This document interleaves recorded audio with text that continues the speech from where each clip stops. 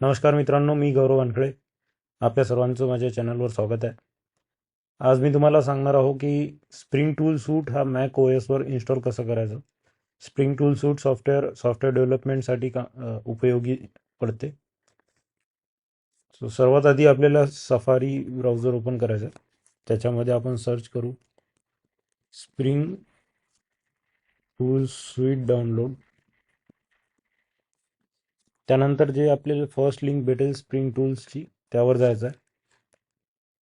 इथे spring tools 4 software available आहे डाउनलोडसाठी. ज्यांना व्ही एस कोड मध्ये इन्स्टॉल करायचं आहे ते ॲज अ व्ही एस कोडसुद्धा इन्स्टॉल करू शकता.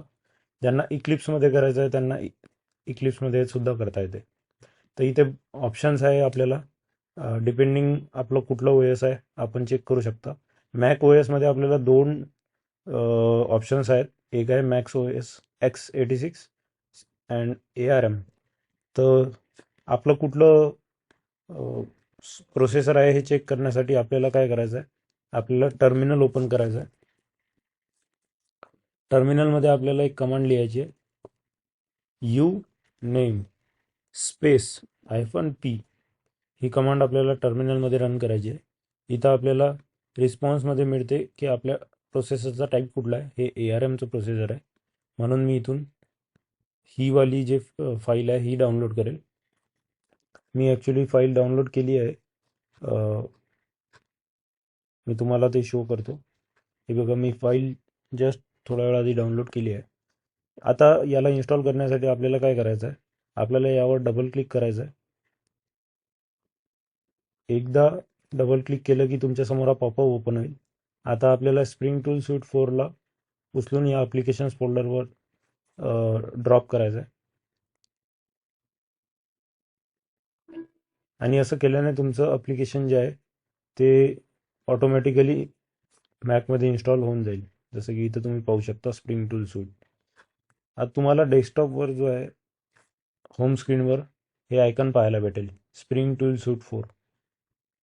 याला तुम्ही इजेक्ट करू शकता, कारण की आता आपलं इन्स्टॉलेशन पूर्ण झालं आहे. हे इन्स्टॉलेशनवाली जे विंडो असते त्याचं आहे.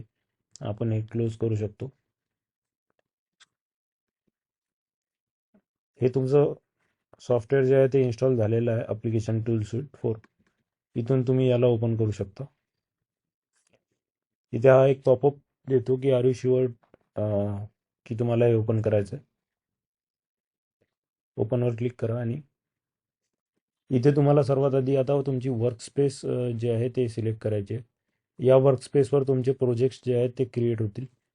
मी डॉक्युमेंट्स फोल्डरमध्ये न करता मला युजर नेम फोल्डरच्या आत स्वतः एक डायरेक्ट करायचं आहे, म्हणून मी इथे चेंज केला पाथ. त्यानंतर तुम्हाला लॉन्च बटनवर क्लिक करायचं आहे. एकदा लॉन्च बटनवर क्लिक झालं की तुमच्यासमोर STS ओपन होऊन जाईल. इथे आता तुम्ही तुमचे स्प्रिंगचा प्रोजेक्टसुद्धा क्रिएट करू शकता. की इथे तुम्हाला जावा आणि मॅव्हन प्रोजेक्टसुद्धा क्रिएट करता येतं. स्प्रिंग टूल सूट हे इक्लिप्सच आहे एक प्रकारे, फक्त याच्यामध्ये तुम्हाला जे आहे स्प्रिंग टूल सूटचा सपोर्ट पाहायला मिळतो. याच्यामध्ये स्प्रिंग स्टार्टर प्रोजेक्ट क्रिएट करता येते. जर तुम्ही नॉर्मल इक्लिप्स यूज करत असाल तर तुम्हाला स्प्रिंगच्या ऑफिशियल साईटवर जाऊन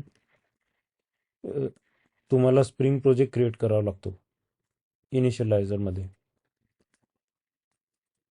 तर इथे प्रोजेक्ट जर तुम्हाला क्रिएट करायचा नसेल तर तुम्ही स्प्रिंग टूल सूट यूज करू शकता आणि तुमचा प्रोजेक्ट हा स्प्रिंग टूल सूटमध्ये क्रिएट करू शकता directly with this option. Okay, thank you very much guys, तुम्ही इथपर्यंत व्हिडिओ पाहिला. थँक्यू.